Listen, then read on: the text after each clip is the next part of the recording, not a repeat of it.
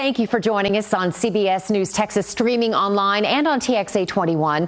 As North Texas celebrates restaurants listed in the Michelin Guide, we wanted to talk to our media partners at Texas Monthly. There's one woman in particular who's been reviewing the food scene for decades. Patricia Sharpe is joining us today, and you've been a restaurant critic with Texas Monthly for 50 years. So I have to ask this question because I know you've seen a lot in that time. What kind of changes have stood out to you over your many years of experience? I think the biggest change is that when I started, there was fine dining, and it was very much chefs stayed in their lanes, and they did French, or they did Italian, or they did, Tex-Mex back then. And over the years, with immigration and with just a much more diverse population in Texas, everything is becoming much more integrated, much more mix and match, and I think much more interesting.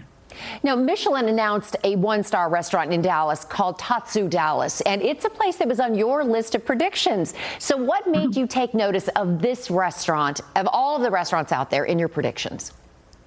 I think part of this is just luck, but I do a lot of research. I read up. I just see what the vibe is about these places when they're opening, how many people are going, and of course, we have local critics who do our small restaurant reviews, and they keep me abreast of this. So I think it was a combination of research and luck.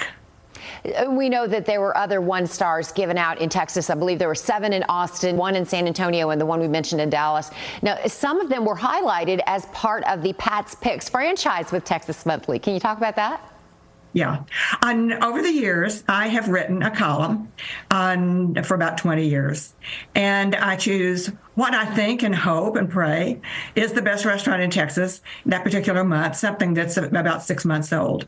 So, obviously, I hit the nail on the head sometimes, hopefully most of the time, and Michelin looks at the same places, and we converged on those.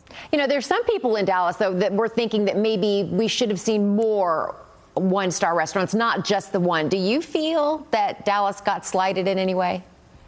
And I should say Dallas Fort Worth. I think people in Dallas have reason to be more than a little disgruntled. I was surprised.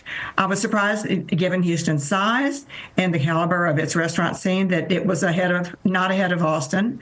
And I think Dallas has much better restaurants than it was given credit for by Michelin. And maybe next year, when they come back and they do this all over again, they will correct the oversight. We certainly hope so, because I feel like that there were maybe a few restaurants out there that should have been picked and weren't. What do you expect to see next in the food scene? Well, I think that we are in a period right now, sort of in the post-pandemic phase, when prices are still high because everything has gone up. Real estate has gone up, food costs, labor costs.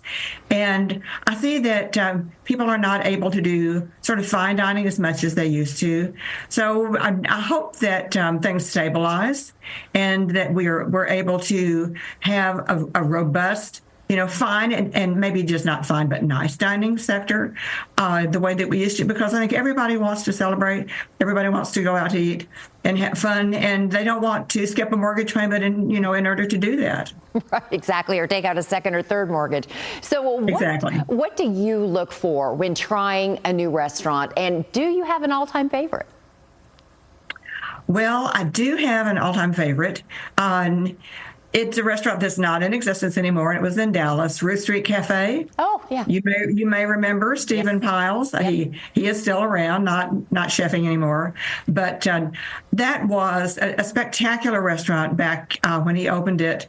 And I think that it paved the way for a lot of the innovations that we've seen in the dining, sort of in the whole dining and restaurant scene since then, putting Mexican flavors and dishes together with those from America and France, and creating something entirely new.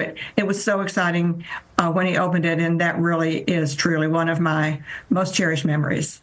Oh, that's wonderful. And yeah, it's a shame that Michelin didn't come to our state before they did, because it would have been nice for them to sample some of his works. Mm-hmm. Our thanks to Patricia Sharpe. Thank you so much for joining us for this discussion. And you can read her articles on food and drink right now on TexasMonthly.com.